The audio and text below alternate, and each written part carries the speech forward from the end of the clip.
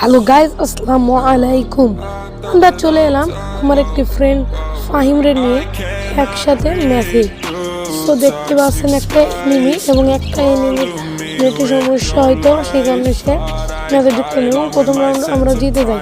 দ্বিতীয় রাউন্ডে আমি একটা শট দিই এবং আমার ফ্রেন্ড পিছন থেকে এটা চুরি করে নেয়।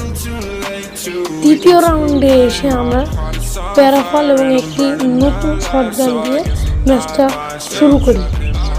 দেন আমার একটা ফ্রেন্ড গুলো মারতে মারতে যাচ্ছে, কিন্তু আমি অনেক ড্যামেজ দিয়েছি।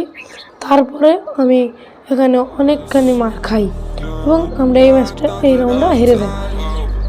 চতুর্থ রাউন্ডে এসে আমরা প্যারাফল দিয়ে প্রথমে দিতে আমার বন্ধু ওখানে একটি বোমা ফেলে এবং সেই জন্য সে বেরিয়ে অন্য জায়গায়